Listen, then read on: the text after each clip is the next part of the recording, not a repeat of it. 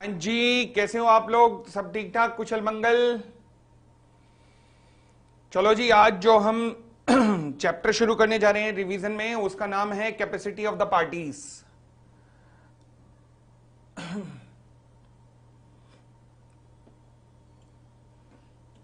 क्या नाम है? Capacity of parties. ओके। अच्छा, दूसरी बात, जो मैंने टेस्ट अपलोड किया है उस टेस्ट के बारे में बता देता हूं कि टेस्ट आप लोगों ने 12 तारीख तक मुझे सबमिट कर देना है। 12 तारीख तक आप ये टेस्ट मुझे सबमिट कर सकते हैं, 12 तारीख तक। अब मैं किन्हीं 100 बच्चों की कॉपीज को मैं चेक करूंगा, मतलब मैं डिस्कस करूंगा 1 to 1 फीफो बेसिस पे। जो भी पहले 100 आएंगे उनकी कॉपीज को मैं चेक करूंगा, मतलब डिस्कशन करूंगा, और बाकी जितने भी होंगे उन सबकी कॉपीज को मैं चेक करवा दूंगा। बस वो मेरी टीम चेक कर देगी। मेरी टीम भी, मतलब उसमें सीए ही हैं जो लोग चेक करेंगे, डोंट वरी। और वो मेरी इंस्ट्रक्शन में ही चेक करेंगे, मगर पहली 100 कॉपीज को मैं डिस्कस करूंगा। उसके बाद ऐसे ही जिस बार जिनका नंबर इन 100 कॉपीज में लग जाएगा, फिर अगली 100 को फिर दोबारा मैं चेक करूंगा, मतलब फिर वो अगली 100। ठीक है, इस तरीके से मैं हाँ जी, जिनकी कॉपीज मेरे थ्रू चेक नहीं भी होगी, मेरे थ्रू डिस्कशन में नहीं भी आएगी, वो भी, उनको भी पूरा A to Z report card मिलेगा, सब कुछ रिपोर्ट कार्ड मिलेगा।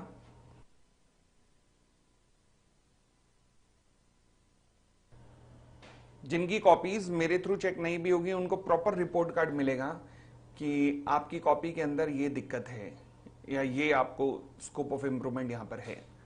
ठीक है, सो डोंट वरी। चले, अपन लोग शुरू करने जा रहे हैं capacity of parties.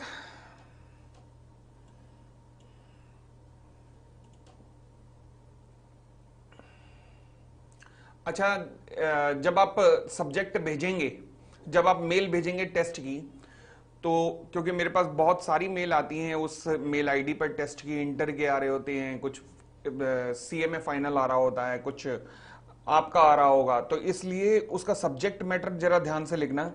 Subject matter मैं आज दे दूंगा टेलीग्राम पे कि सब्जेक्ट मैटर क्या होना चाहिए। केवल उसी सब्जेक्ट से ही मैं सर्च करके सारे टेस्ट निकालूंगा। प्लीज अपनी कलाकारी मत दिखाना, कोई और सब्जेक्ट मैटर मत लिख डालना वहां पर। तो जो सब्जेक्ट मैटर दूंगा वही सब्जेक्ट मैटर लिखना। मैं अभी लिख के दे रहा हूं, अभी टेलीग्राम पे डाल दूंगा कि क्या सब्जेक्ट मैटर। इनफैक्ट क्लास शुरू करने से पहले मैं डाल ही देता हूं, कहीं भूल गए बाद में तो फिर बाद में दिक्कत आ जाएगी। रुक जाओ।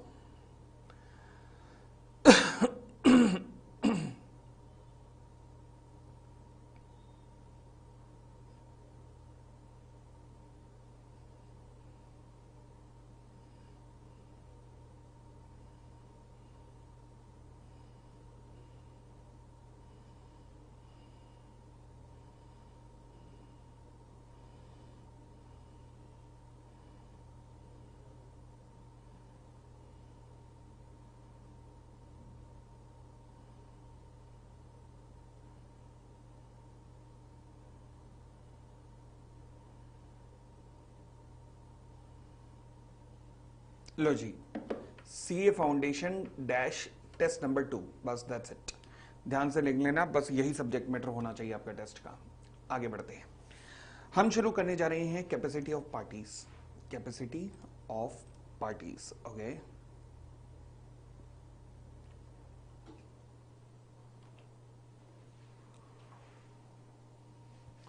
जी। ये चैप्टर कहता है कि सवाल उठा कि किस किस की कैपेसिटी टू कॉन्ट्रैक्ट होती है, किस किस की कैपेसिटी टू कॉन्ट्रैक्ट होती है। ओके, यहां पर ना एक सेक्शन जरूर याद कर लेना, वो है सेक्शन नंबर 11। ये बहुत ज्यादा जरूरी याद कर लेना, क्योंकि इसके ऊपर पॉसिबिलिटी है जब भी सवाल बनेगा ना, तो आपका इंप्रेशन भी डल जाएगा कि सेक्शन लिख के आए हैं। और सेक्शन नंबर 11 याद करने से मतलब चांसेस बहुत है कि इसी इसी के अंदर ही सवाल जो है हिट कर जाएगा। ठीक है, चलिए। क्या कहता है जी सेक्शन 11? ये सेक्शन 11 है, कहता है according to the Indian contract act, हर वो व्यक्ति की कैपेसिटी कॉन्ट्रैक्ट होती है जो कि जिसकी एज ऑफ मेजोरिटी होती है, यानी कि कैपेसिटी टू कॉन्ट्रैक्ट किसकी नहीं होती, जिसकी एज ऑफ मेजोरिटी नहीं होती, मतलब फॉर एग्जांपल माइनर। तो यानी कि कैपेसिटी टू कॉन्ट्रैक्ट किसकी होती है, जिसकी एज ऑफ मेजोरिटी होती है, या फिर जो साउंड माइंड का होता है, या फिर जो डिस्क्वालीफाइड नहीं होता, किसी भी लॉ के अंतर्गत डिस्क्वालीफाइड नहीं होता। तो ये वो तीन लोग हैं जिनकी कैपेसिटी टू कॉन्ट्रैक्ट होती है। दोबारा बोलता हूं, ये वो लोग हैं जिनकी कैपेसिटी टू कॉन्ट्रैक्ट होती है। ठीक है जी, आगे फिर कहता है position of agreement with the minor. अच्छा, मैंने कहा जी कैपेसिटी टू कॉन्ट्रैक्ट किसकी होती है, मेजर की, तो किसकी नहीं होती, माइनर की। तो माइनर कौन है? अब माइनर का मतलब इंडियन कॉन्ट्रैक्ट एक्ट में नहीं लिखा, ध्यान रखना, माइनर का मतलब इंडियन कॉन्ट्रैक्ट में नहीं लिखा, माइनर का मतलब लिखा है इंडियन मेजोरिटी एक्ट में। सेक्शन याद मत करना इंडियन मेजोरिटी एक्ट का, बट इतना याद कर लेना इंडियन मेजोरिटी एक्ट 1875, यानी कि इतना अंग्रेजों का जमाने का ये भी एक्ट है जो क्या कहता है, कहता माइनर वो है जिसने अभी तक 18 साल की उम्र प्राप्त नहीं की है, वो क्या है, माइनर। ओके, और आगे बढ़ते हैं। तो जब भी माइनर के ऊपर सवाल आ जाए तो हमेशा सेक्शन 11 से शुरू करना, इंडियन मेजोरिटी एक्ट का रेफरेंस देना। सेक्शन 11 इंडियन कॉन्ट्रैक्ट एक्ट का है, फिर इंडियन मेजोरिटी एक्ट 1875 का रेफरेंस देना, माइनर को डिफाइन करना, हमेशा इसी सीरीज में चलना, ध्यान रखना माइनर पे सवाल आ जाए। फिर माइनर के साथ होने वाला एग्रीमेंट वॉइड एब इनिशियो होता है। इस केस लॉ को जरूर याद रख लेना, this was upheld in the case of मोहरी बीबी वर्सेस धर्मदास घोष। मैं लिख देता हूं line, this was also upheld in the logy in the case of मोहरी बीबी वर्सेस धर्मदास घोष। समझ गए इतनी बात? चले जी। अच्छा, पीडीएफ ये नहीं है क्या? ओहो यार, मैं कल से ध्यान रखूंगा, एक दिन पहले ही रात को अपलोड कर दिया करूंगा। रुक जाओ Kundan,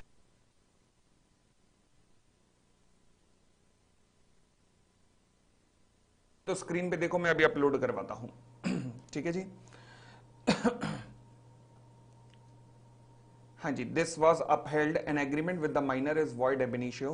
this was also upheld in the case of Mohori Bibee versus Dharmodas Ghose where it was held that Indian Contract Act makes the minors agreement void and therefore the mortgage was not valid। जिनको मैंने नोट्स में लिखवा रखा है, जो भी लैंग्वेज नोट्स में लिखी हुई है वो उसी को ही लैंग्वेज को याद करेंगे, और जो मेरे से नहीं पढ़े और इस क्लिपिंग को देख रहे हैं, इस क्लिपिंग के नीचे आपको असाइनमेंट मिल जाएगा। ये जो असाइनमेंट मैं यूज कर रहा हूँ, ये इस क्लिपिंग के नीचे पीडीएफ के रूप में मिल जाए, आपको लिंक के रूप में मिल जाएगा, आप वहां से ले लीजिएगा। बट फिलहाल ध्यान रखिएगा, आपने ये जो मैं अंडरलाइन करवा रहा हूँ ये याद रखना है। केस को कभी भी एक्सप्लेन पूरा नहीं किया जाता, पूरा उसको नहीं लिखा जाता, केवल उसका डिसीजन लिखा जाता है। इतनी बात क्लियर हो गई? चलिए, तो कोई भी एग्रीमेंट जो माइनर के साथ होगा वो क्या होगा, वॉइड होगा। मोहरी बीबी वर्सेस धर्मदास घोष में भी कहा गया, जहां ये कहा गया कि भैया माइनर के साथ होने वाला एग्रीमेंट वॉइड है, और मॉर्टगेज जो क्रिएट हुआ है, मॉर्टगेज भी वैलिड नहीं है। अब इस केस में हुआ क्या था, एक मोहरी बीबी थी और एक ये बच्चा था जिसका नाम था धर्मदास घोष। मोहरी बीबी से इसने लिया लोन, मोहरी बीबी ने इसको दिया लोन, और इसकी प्रॉपर्टी जो थी वो मोहरी बीबी ने अपने पास गिरवी रख दी। अब लोन की पेमेंट में धर्मदास घोष ने कर दिया डिफॉल्ट। जब डिफॉल्ट किया तो ये सीधा कोर्ट की शरण में गया। कोर्ट ने कहा सर मैं तो बच्चा हूं, इसने मुझसे कॉन्ट्रैक्ट किया। जज ने कहा गलती तो मोहरी बीबी तुम्हारी है, तुमने बच्चे से कॉन्ट्रैक्ट क्यों किया? मोहरी बीबी ने कहा सर मेरी क्या गलती है, इसी ने आया था, यही आया था लोन मांगने। वो जज ने कहा कोई दिक्कत नहीं, बच्चा है आ सकता है, क्या दिक्कत है, कोई दिक्कत नहीं, मगर तुमने इसकी प्रॉपर्टी कैसे रख ली? मोहरी बीबी ने कहा सर इसने मुझसे लोन लिया है। जज ने कहा वो तो भूल जाओ, क्योंकि माइनर के साथ आने वाला एग्रीमेंट वॉइड होता है, तो जो माइनर ने लोन लिया है उसे तो भूल जाओ, छोड़ दो उसे। तो अब रही बात प्रॉपर्टी की, तुमने माइनर की प्रॉपर्टी रखी है वो वापस करो, यानी कि लोन भी गया मोहरी बीबी का, और जो उसके पास प्रॉपर्टी थी वो भी वापस गई। क्यों? क्योंकि agreement with the minor is void. तो मॉर्टगेज आप माइनर की प्रॉपर्टी पर कर नहीं सकते, ठीक है ना।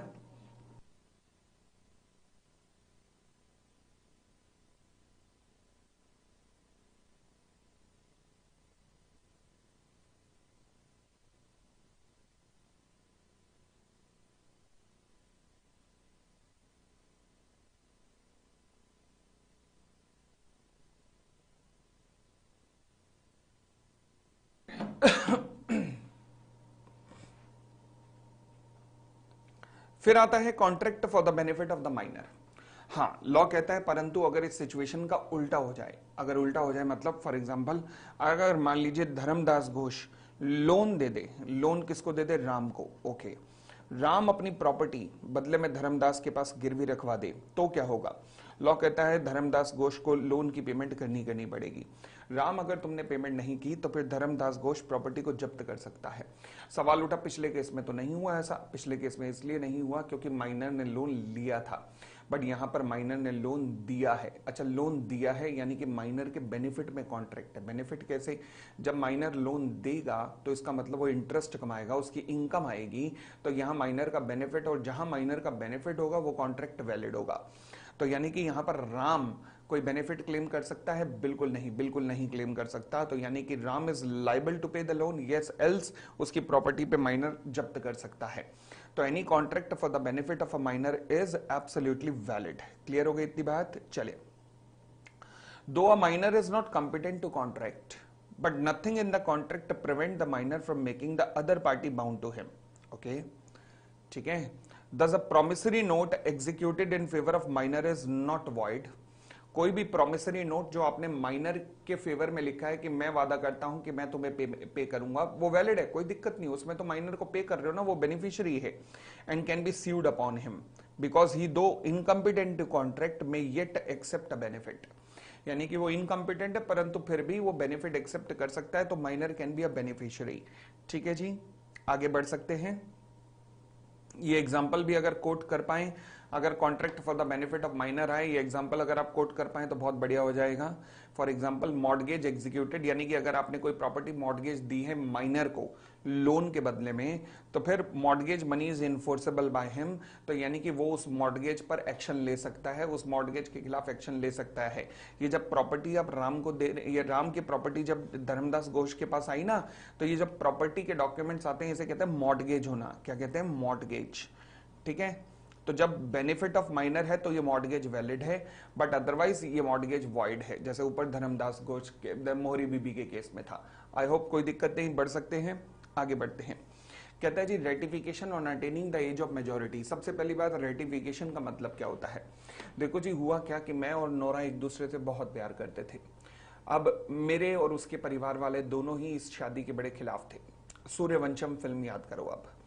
अब हुआ क्या, हम दोनों ने कहा कि बस ठीक है, ऐसी तैसी कराए पूरा जहान, और हमने विवाह रचा लिया।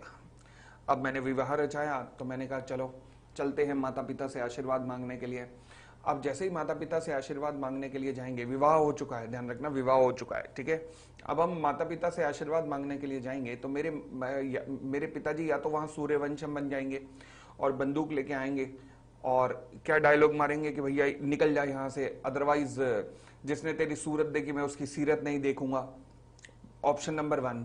ऑप्शन नंबर 2 एक और भी तो बनता है कि माता पिता कहे कि यार चल जो हुआ ठीक है यार, नोरा जैसी अच्छी बहू आई है, क्या दिक्कत है, चलो जो हुआ ठीक है, कोई बात नहीं, एक्सेप्ट कर लेते हैं, एक्सेप्ट कर लेते हैं। दोनों ऑप्शन है, ठीक है ना। अब अगर रिजेक्ट किया तो वो तो सूर्यवंशम फिल्म बन गई, परंतु अगर उन्होंने एक्सेप्ट किया तो किस चीज को एक्सेप्ट किया है, विवाह को। विवाह मतलब हो चुका है या हो रहा है, हो चुका है। पास्ट में कोई घटना घट चुकी है, पास्ट में कोई घटना घट चुकी है और प्रेजेंट में खड़े होकर आप कह रहे हो कि हाँ इस पे मेरी अप्रूवल है, इस पे मेरी अप्रूवल है, तो इसे कहते हैं रेटिफिकेशन।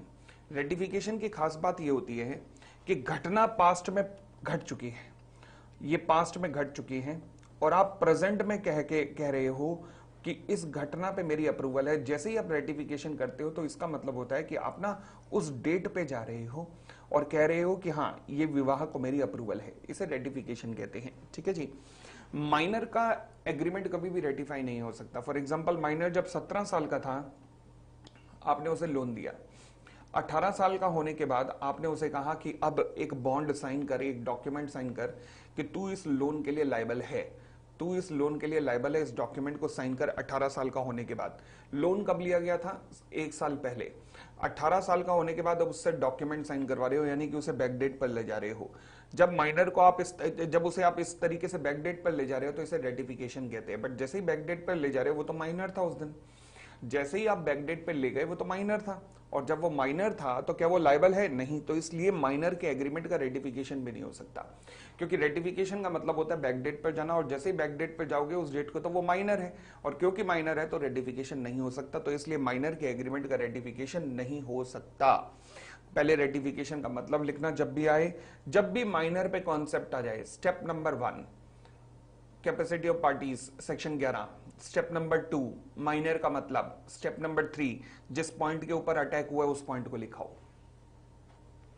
ठीक है जी, चलिए। भाई कॉन्ट्रैक्ट इज वॉइड नहीं लिखना, agreement is void. Nikhil Bansal पूरा इतिहास हिस्ट्री सब चेंज हो जाएगी, कॉन्ट्रैक्ट वॉइड मत लिख दियो गलती से, नालायक। सबसे ज्यादा आने के चांसेस जिसके हैं वो है ये 5वां पॉइंट, ध्यान रखना। In case of a fraudulent representation of age by the minor. In case of fraudulent representation of age by the minor क्या मतलब है?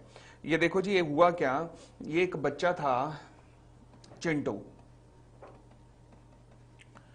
चिंटू था 15 साल का, परंतु देखने में थोड़ा बड़ा लगता था। ये गया राम के पास, कहने लगा अंकल अंकल अंकल अंकल मुझे ना लोन चाहिए था। राम को फिर भी शक हुआ यार कि पैदा तो मेरे मोहल्ले में ही हुआ था, मुझे लग रहा है तेरे अब 18 साल का नहीं हुआ। चिंटू ने अंकल कैसी बातें कर दी। चिंटू ने डेट ऑफ बर्थ का सर्टिफिकेट दिखा दिया जिसमें चिंटू की एज 18 साल लिखी हुई थी, और ये डेट ऑफ बर्थ का सर्टिफिकेट जो था वो फोर्ज्ड था, मतलब नकली था।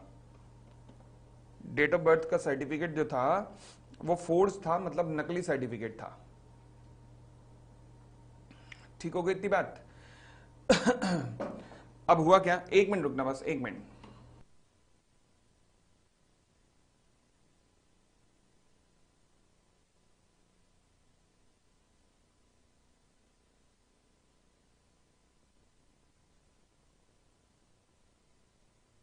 जी, तो ये जो डेट ऑफ बर्थ का सर्टिफिकेट था ना, ये फोर्ज था, मतलब नकली था। इतनी बात क्लियर हो गई? चलिए, अब चिंटू जो था वो 15 साल का था। कहाँ गया एग्जाम्पल, अरे बीच में एक इंपॉर्टेंट कॉल आ गया था। चिंटू जो था वो 15 साल का था। अब इसने डेट ऑफ बर्थ सर्टिफिकेट दिखाया जो कि नकली था और जिसपे इसकी एज लिखी हुई थी 18 साल। अब राम ने इस डेट ऑफ बर्थ के सर्टिफिकेट को देखा और देखने के बाद इसने कहा हाँ ठीक है भाई, तुम 18 साल के हो चुके हो, ये डेट ऑफ बर्थ सर्टिफिकेट के अनुसार लो जी 1,00,000 रुपए का लोन ले लो। ओके, अब 1,00,000 रुपए का लोन दे दिया। अब चिंटू ने पेमेंट में डिफॉल्ट कर दिया, तो राम ने चिंटू के ऊपर केस कर दिया कि चिंटू ने, देखिए जज साहब इसने मुझसे लोन लिया और अब ये पेमेंट नहीं कर रहा। इससे पहले कि जज कुछ भी कहता, चिंटू ने कहा जज साहब देखो आपने मना किया बच्चों से कॉन्ट्रैक्ट मत करना, मगर इन्होंने फिर भी बच्चों से कॉन्ट्रैक्ट किया है। भाई साहब जज बड़े गुस्से में आए, उन्होंने कहा राम ये क्या किया, जब मैंने मना किया बच्चों से कॉन्ट्रैक्ट मत करो तो क्यों किया है? राम ने कहा जज साहब बच्चा नहीं है, डेट ऑफ बर्थ का सर्टिफिकेट देखिए, ये लो ये डेट ऑफ बर्थ का सर्टिफिकेट है, लिखा हुआ है किसकी एज 18 साल हो चुकी है, तो ये बच्चा कहां से हुआ? जज ने कहा चिंटू तुम मुझे झूठ बोल रहे हो बेटा, तुम्हारी एज तो 18 साल है। चिंटू ने कहा नहीं जज अंकल ये सर्टिफिकेट झूठा है, तो मैंने नकली सर्टिफिकेट बना के इन्हें दिया है। वाह वाह वाह वाह वाह वाह वाह, कमाल ही हो गया, कमाल ही हो गया। नकली डेट ऑफ बर्थ का सर्टिफिकेट बना के नालायक आदमी दे रहा है। तो फिर अब क्या कर सकते हो? जज कहता है कोई दिक्कत नहीं है, बच्चा है कर सकता है, ये काम कर सकता है, कोई दिक्कत नहीं, कोई दिक्कत नहीं। अब एक बात बताओ चिंटू बेटा, तुम 1,00,000 रुपए मुझे बताओ कहां है? चिंटू ने कहा अंकल जज अंकल मैंने ना 90,000 रुपए दोस्तों को पार्टी देने में उड़ा दिए। वाह वाह वाह वाह। जज ने कहा चलो राम कोई बात नहीं, अच्छा हुआ बच्चे ने पार्टी की है, मतलब चॉकलेट वॉकलेट खाई होगी, समोसे ब्रेड पकौड़े खाए होंगे, अच्छी बात है, ठीक है, अगले के पेट में कुछ गया है। अच्छा बेटा अब ये बताओ 10,000 कहाँ है? ले चिंटू। चिंटू ने कहा अंकल अंकल उसका ना मैंने एक मोबाइल ले लिया है। ओ, तो 90,000 तो गए, 90,000 तो गए। अब भाई साहब बाकी जो 10,000 बचे हैं जिनका इसने मोबाइल लिया है, अब ये जज के ऊपर डिपेंड करेगा। जज शायद चाहे, जज चाहे तो कह सकता है कि 10,000 वापस लौटा दो, किसको? 10,000 का मोबाइल वापस लौटा दो राम को, या फिर यह भी कह सकता है कि चल यार जो बच्चे ने मोबाइल ले लिया अब उसके हाथ से मोबाइल छीनेगा राम, तू छोड़ना यार, ठीक है ना? तो अब ये जज की इच्छा पे डिपेंड करेगा, जज चाहे तो कुछ भी कर सकता है। चले क्लियर हो गई इतनी बात? अब एक और बात समझना यहां पर, चिंटू ने कॉन्ट्रैक्ट करते हुए कहा कि मैं मेजर हूं। चिंटू ने स्टेप नंबर 1 के अंदर क्या कहा कि मैं मेजर हूं, स्टेप नंबर 1 में। फिर चिंटू ने स्टेप नंबर 2 में कहा, कोर्ट में खड़े होकर कहा कि मैं माइनर हूं। क्या आप इस तरीके से अपनी स्टेटमेंट चेंज कर सकते हैं? जब कॉन्ट्रैक्ट में आपने लिखा हुआ है कॉन्ट्रैक्ट में कि आप मेजर हैं, तो उसके बाद आप कह रहे हैं कि मैं माइनर हूं, क्या आप इस तरीके से कह सकते हैं? कोई भी अगर साधारण आदमी होता तो उसे यह कहना अलाउ नहीं था। यानी कि स्टेटमेंट चेंज करना, change of statement is not allowed. Change of statement is not allowed. ये हमारा नॉर्मल रूल है जो कहता है कि आप अपनी स्टेटमेंट चेंज नहीं कर सकते, और इस रूल का नाम है एस्टॉपल। क्या नाम है? Rule of estoppel. बट क्या माइनर अपनी स्टेटमेंट चेंज कर पा रहा है? हां, माइनर अपनी स्टेटमेंट चेंज कर पा रहा है। लॉ इसे अलाउ करता है कि आप अपनी स्टेटमेंट चेंज कर दो, यानी कि रूल ऑफ एस्टॉपल माइनर पे नहीं लगता, नहीं लगता। कॉन्सेप्ट समझ आया? रूल ऑफ एस्टॉपल कहता है कि आप स्टेटमेंट चेंज नहीं कर सकते, बट हमने देखा कि माइनर तो कर सकता है, यानी कि रूल ऑफ एस्टॉपल माइनर के ऊपर नहीं लगता है। बोलो ना हां। चलिए, तो अगर माइनर किसी कॉन्ट्रैक्ट में एंटर करता है मिस रिप्रेजेंट करने के बाद अपनी एज का, तो भी उसको स्यू नहीं कर सकते। ठीक है जी। फिर आगे कहता है रूल ऑफ एस्टॉपल माइनर पे नहीं लगता। अच्छा, इसका मतलब अगर माइनर ने फ्रॉडुलेंटली अपनी एज बताकर कोई कॉन्ट्रैक्ट किया है और उसके ऊपर फिर भी कोई केस किया जाता है, तो भी वो कह सकता है कि हां हां वो माइनर है, हां हां वो माइनर है। इतनी बात क्लियर हो गई? चलिए, ये जो लास्ट लाइन लिखी है, this provision is as per the specific relief act, इसे छोड़ सकते हो, कोई दिक्कत नहीं। बाकी बताओ, कोई भी दिक्कत यहां तक? फिर आगे कहता है validity of minor's agreement jointly with the major person. अच्छा, मान लीजिए चिंटू जो है एक मेजर व्यक्ति राम के साथ जाता है माल खरीदने के लिए। चिंटू राम के साथ एक कॉन्ट्रैक्ट, एक माल खरीदने के लिए जाता है, 1 लाख रुपए का माल खरीदा जाता है। तो बताइए, चिंटू तो लायबल नहीं है, तो क्या राम लायबल है? यस, चिंटू लायबल नहीं है, राम लायबल है। यानी कि अगर वैलिड माइनर एग्रीमेंट करता है jointly with a major person, तो फिर माइनर लायबल नहीं है, बट जो अदर मेजर पर्सन है वो लायबल है। ध्यान रखना, agreement made by a minor jointly with a major person valid है, वॉइड है जहां तक माइनर का सवाल है, बट उस पर एक्शन लिया जा सकता है मेजर व्यक्ति के खिलाफ। मेजर, अच्छा, आज तक ये नहीं पूछा और ना ही बच्चों को कभी पता लगने दिया किसी ने कि मेजर कितने के लिए लायबल होगा, 1 लाख के लिए या 50,000 के लिए। मैं आपसे पूछता हूं, बताइए। चिंटू गया राम के साथ 1 लाख रुपए का माल खरीद के लाया, दोनों मिलकर 1 लाख रुपए का माल खरीद के लाए, 50-50 हजार का। अब मुझे बताइए, चिंटू तो लायबल नहीं है, तो मेजर कितने के लिए लायबल है? अगर आज तक उसने अमाउंट नहीं पूछा, ये कह सकते हो कि किस्मत अच्छी है सबकी। आज तक अमाउंट नहीं पूछा, जिसके कारण किस्मत अच्छी है। बस यही ग्लोबल लाइन लिख देते हैं सब कि मेजर व्यक्ति के खिलाफ एक्शन लिया जा सकता है। वो तो ठीक है, एक्शन लिया जा सकता है। कितने के लिए? आंसर इज 1 लाख के लिए, क्योंकि दोनों जॉइंट गए हैं। तो ध्यान रखना, लायबिलिटी जॉइंट एंड सेवरल होती है। जॉइंट लायबिलिटी होती है, यानी कि अगर उसने पेमेंट नहीं की तो दूसरे वाला लायबल है। तो यानी कि पूरे 1 लाख रुपए के लिए राम लायबल है। सवाल आ जाए तो संभाल लेना, पोपली की चौपसी मत कराना वहां पर। ठीक है जी। आगे, माइनर एज अ पार्टनर, हालांकि पार्टनरशिप एक्ट में इसे पढ़ाऊंगा, बट फिलहाल रिकॉल कर लो। क्या माइनर कभी भी पार्टनर बन सकता है? कभी भी नहीं। क्या माइनर कभी भी पार्टनर फॉर बेनिफिट बन सकता है? कभी भी नहीं है। हां, माइनर पार्टनर फॉर बेनिफिट के रूप में एडमिट हो सकता है किसी एग्जिस्टिंग पार्टनरशिप फॉर्म में। हे माता जी, ये क्या? हां, यही तो है भाई साहब। माइनर को जब लेना चाह रहे हो तो कोई पार्टनरशिप एग्जिस्टेंस में होनी चाहिए, और उस पार्टनरशिप के अंदर ये फॉर बेनिफिट ओनली एडमिट हो सकता है। यानी कि माइनर के आने से पहले पार्टनरशिप एग्जिस्टेंस में होनी चाहिए। मतलब नई पार्टनरशिप बनाते हुए माइनर चाहे बेनिफिट में ही क्यों ना हो, आप उसे नहीं ले सकते नई पार्टनरशिप में। क्लियर हो गई इतनी बात? चलिए तो minor as a partner he can be admitted. Admitted word का मतलब है कि partnership must be in existence at the time when he enter into a partnership and he can be admitted for the benefit only.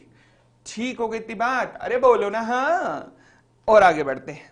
Minor as a shareholder, क्या minor shareholder भी हो सकता है? Law कहता है हाँ हाँ हाँ।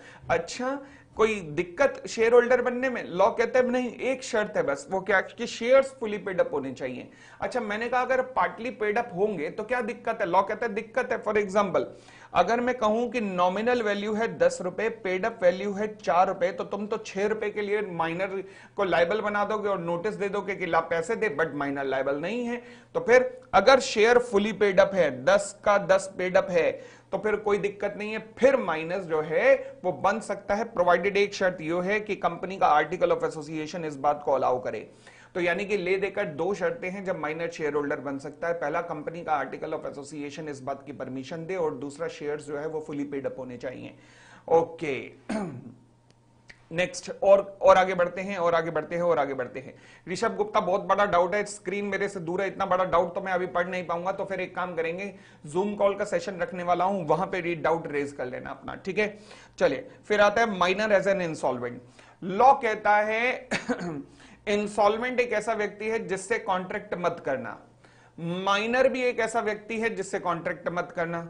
अब लॉ कहता है माइनर को इंसॉल्वेंट बना के फायदा ही क्या, जब मैंने कहा है कि भैया माइनर से कॉन्ट्रैक्ट मत करना, मैं किसी व्यक्ति को इंसॉल्वेंट भी घोषित इसलिए करता हूं कि कॉन्ट्रैक्ट मत करना, तो फिर माइनर को इंसॉल्वेंट घोषित करने की जरूरत ही नहीं है।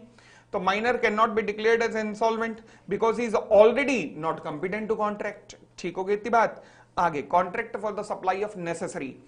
सवाल उठा नेसेसरी, अगर ध्यान रखो अब लॉ मेकर से ना यहां पर एक मिस्टेक सी हो गई। वो मिस्टेक क्या हुई कि उन्होंने हर जगह लिख दिया कि माइनर के साथ होने वाला एग्रीमेंट वॉइड एग्रीमेंट है, any contract for the benefit of minor is valid contract, आपने लिख तो दिया। बट तब लॉ मेकर को महसूस हुआ कि यार एक बड़ी मिस्टेक उनसे हो गई है। वो क्या कि सपोज अगर माइनर को कोई व्यक्ति रोटी कपड़ा और मकान सप्लाई करेगा, तो फिर भाई माइनर से उसकी भी पेमेंट नहीं लेगा, तो दिक्कत ही हो जाएगी कि आज के बाद कोई व्यक्ति माइनर को रोटी कपड़ा मकान भी सप्लाई नहीं करेंगे। माइनर रेस्टोरेंट में जाएगा 14 फरवरी के पवित्र पावन दिन, तो कोई उसे एंटर नहीं होने देगा।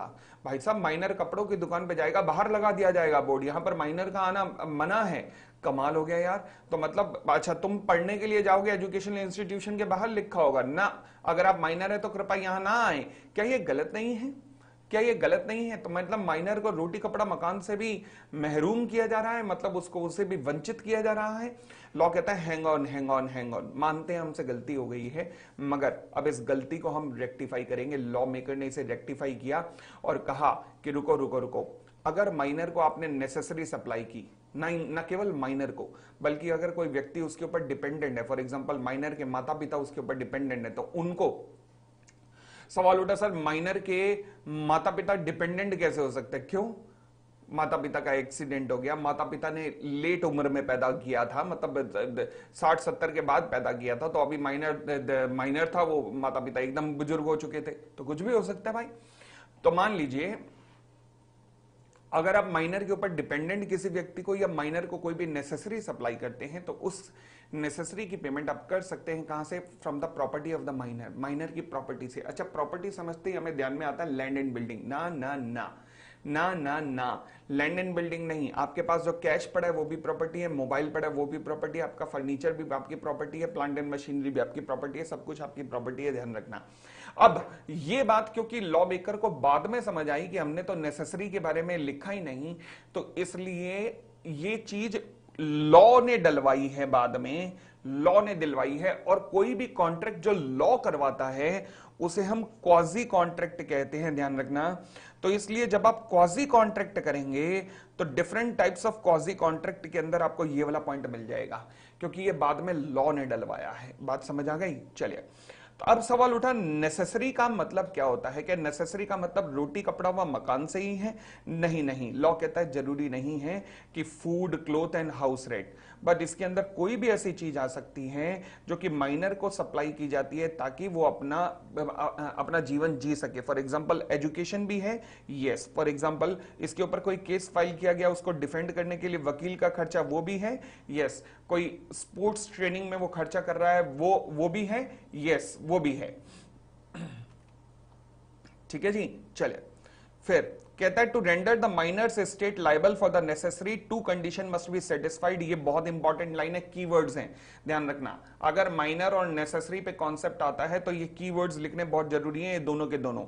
पहला, to render the minor's state liable, minor की प्रॉपर्टी को लाइबल ठहराने के लिए दो कंडीशन सेटिस्फाई होनी जरूरी है। पहली condition, contract must be for the goods reasonably necessary to support his for his support in the station in the life, यानी कि उम्र के इस दौर में या फिर जिंदगी के इस दौर में वो खड़ा है, उस दौर में उसको इस चीज की बहुत ज्यादा जरूरत थी। Contract must be for the goods reasonably necessary for his support in the station in the life. In the station in the life का मतलब है कि उम्र के अपने जीवन के जिस दौर में वो खड़ा है वहां उसे इस चीज की बहुत ज्यादा जरूरत थी, may be education, may be training, कोई भी चीज। Next, the minor must not have already a sufficient supply for these necessary, और माइनर के पास ये नेसेसरी की और सप्लाई नहीं थी, माइनर के पास नेसेसरी की सप्लाई और नहीं थी, यानी कि उसको इसकी स्केर्सिटी थी, उसको इसकी बहुत ज्यादा जरूरत थी और अवेलेबिलिटी नहीं थी उसके पास। ठीक है, तो ये दो कंडीशन अगर सेटिस्फाई हो गई तो आप माइनर से रिकवर कर सकते हो, माइनर की प्रॉपर्टी में से रिकवर कर सकते हो। आगे फिर कहता है no liability for the guardian for the act of the minor. मान लीजिए मेरा छोटा पोपली निकला नालायक, मेरी औलाद, मेरा छोटा पोपली निकला नालायक, वो गया लोगों से पैसे मांग मांग के आ रहा है, अंकल अंकल अंकल अंकल पैसे देना। कोई उसे 1 लाख रुपए दे रहा है, कोई उसे 2 लाख रुपए दे रहा है। क्यों? क्योंकि भाई साहब पता है ना पोपली की औलाद है।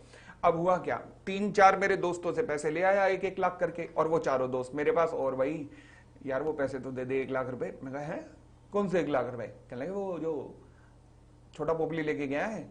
मैं कहा मैंने तो नहीं कहा उसे। कहने लगे देख मजे मत ले, मजे मत ले, 1 लाख रुपए तो तुझे ही देने पड़ेंगे। सवाल उठा क्या मैं लायबल हूं? बिल्कुल भी नहीं। माइनर के द्वारा की गई हरकतों के लिए मैं लायबल नहीं हूं, परंतु अगर ये कभी भी प्रूव हो गया कि माइनर से ये हरकतें मैंने ही करवाई हैं, फॉर एग्जांपल मैंने ही छोटे पोपली के कान में बोला है कि जा बेटा जहां 1 लाख रुपए अंकल से उठा ले, दोनों बाप बेटे मौज करेंगे। अब अगर मैंने ही उसे ये बोला है तो क्या मैं लायबल हूं? हाँ, फिर मैं लायबल हूं। क्लियर हो गई इतनी बात? चलिए फिर आता है लायबिलिटी फॉर टॉर्ट। टॉर्ट का मतलब होता है कोई सिविल रॉन्ग, मतलब कुछ समाज का बुरा कर दिया है, समाज का बुरा कर दिया है। तो इसलिए अब ध्यान रखना, कहता है अगर माइनर से समाज का कुछ बुरा हो गया माइनर से, तो फिर हम माइनर को लायबल ठहरा सकते हैं। जैसे एक एग्जांपल देख लीजिएगा, कहता है जी where a minor borrowed a horse for the riding only. Minor ने एक हॉर्स लिया किराए पर कि राइड करूंगा। He was held liable when he lent the horse to one of his friend who jumped and killed the horse. तो बेटा तुमने ब्रीच ऑफ कॉन्ट्रैक्ट किया है ना, कि तुमने वो हॉर्स को अपनी राइडिंग के लिए लिया था और तुमने किसी और को दे दिया और उसने उठा के घोड़े को पहाड़ से नीचे धकेल दिया। तो माइनर लायबल है, यस माइनर लायबल है टॉर्ट में, क्योंकि तुम्हारे कारण किसी समाज के किसी प्राणी का अहित हो गया है, नुकसान हो गया है। Similarly a minor was held liable for his failure to return the certain instrument which he had hired and then passed on to a friend। ठीक है ना, तो इसका मतलब तुमने सामने वाले के साथ ब्रीच ऑफ कॉन्ट्रैक्ट किया कि तुमने उसका इंस्ट्रूमेंट हायर किया कि वापस लौटाओगे। फॉर एग्जांपल जैसे कल बिलमेंट का एग्जांपल दिया था कंसिडरेशन में, मैंने तुम्हें कार दी 14 फरवरी बनाने के लिए, तुम अपनी 14 फरवरी तो बना नहीं रहे, आप लोगों की बनवा रहे हो, तो ये माइनर लायबिलिटी इन टॉर्ट हो जाएगी, तो वहां तुम लायबल हो। ध्यान रखना अगर मेरी कार को कोई भी नुकसान पहुंचता है तो। ठीक है, आगे बढ़ते हैं। Position of person of unsound mind.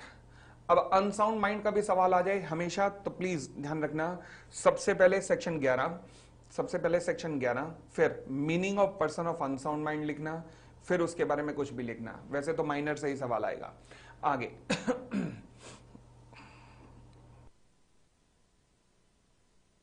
अच्छा, फिर वो कहते हैं लोन फिर सिविल रॉन्ग में नहीं आएगा। नहीं, लोन जो है सिविल रॉन्ग में नहीं आएगा, क्योंकि लोन जो है माइनर के लिए दे रहे हो, माइनर वो पैसा किसी और को ट्रांसफर नहीं कर रहा, मतलब इस तरीके का ब्रीच ऑफ कॉन्ट्रैक्ट नहीं कर रहा, बट वो अनेबल टू पे हो गया, बस नहीं पे कर पाया। ठीक है, उसने किसी और को ट्रांसफर करके मतलब शाण पत्ती नहीं की है।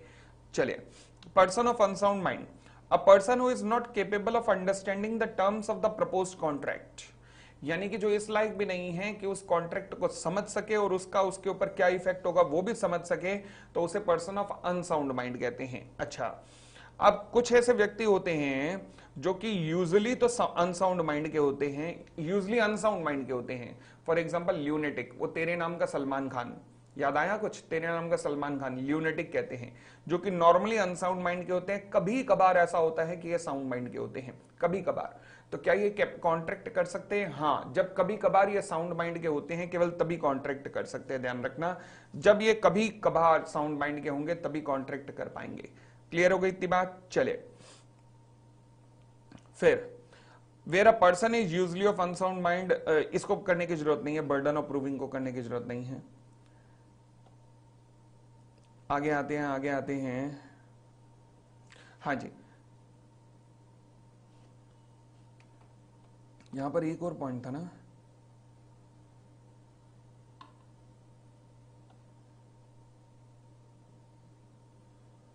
अच्छा बस इतना ही है, ठीक है ठीक है। हाँ जी, the position of contract with the person of unsound mind.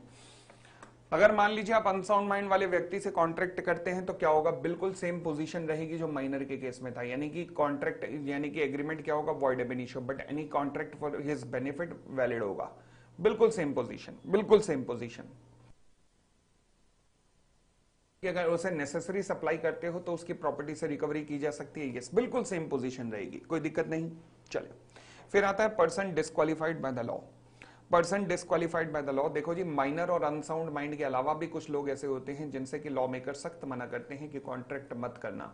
For example foreign souvenirs, foreign souvenirs मतलब विदेशों के राजा, विदेशों के राजा या फिर राजा के दूत, राजदूत, विदेशों के राजा या राजदूत, इनसे कॉन्ट्रैक्ट मत करना, क्योंकि ये हमारे देश के वीवीआईपी मेहमान होते हैं, तो इनसे कॉन्ट्रैक्ट मत करना। क्यों? क्योंकि इनको स्यू नहीं किया जा सकता, क्योंकि मेहमान हैं। फिर उसके बाद एलियन एनिमी, विदेशी शत्रु, इससे भी कॉन्ट्रैक्ट मत करना।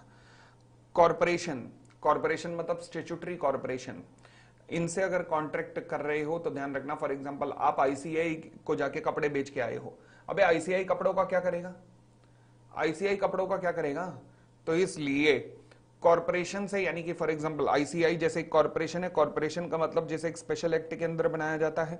अब आईसीआई को किस लिए बनाया गया? अकाउंटिंग प्रोफेशन को बढ़ावा देने के लिए। तो आप उससे रिलेटेड तो कॉन्ट्रैक्ट कर सकते हो जिस ऑब्जेक्ट के लिए बनाई गई है, उसके अलावा किसी भी और पर्पज से इनसे कॉन्ट्रैक्ट करोगे तो वो वॉइड होगा। नेक्स्ट, कन्विक्ट, अपराधियों से भी कॉन्ट्रैक्ट मत करना और इंसॉल्वेंट से भी कॉन्ट्रैक्ट मत करना। ये था जी आपका पूरे का पूरा चैप्टर।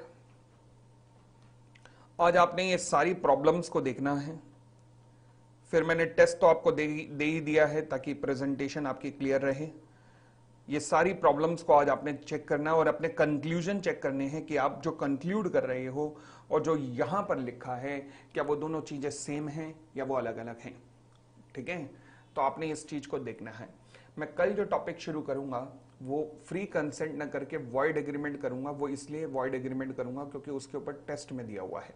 तो कल जो टॉपिक शुरू होगा वो वॉइड एग्रीमेंट होगा और कल वो खत्म हो जाएगा वॉइड एग्रीमेंट भी। फ्री कंसेंट उसके बाद करेंगे, ठीक है। चलिए जी, बहुत बहुत धन्यवाद। आपकी तैयारी के लिए शुभकामनाएं। अच्छे से तैयारी करना। ये सारे केस लॉ जो यहाँ दिए हुए हैं, इन केस लॉज को करने के बाद गंगा नहाने समान प्रतीत होगा। तो ये सारे के सारे केस लॉ कर लेना। Thank you, bye bye, take care, खुश रहिए।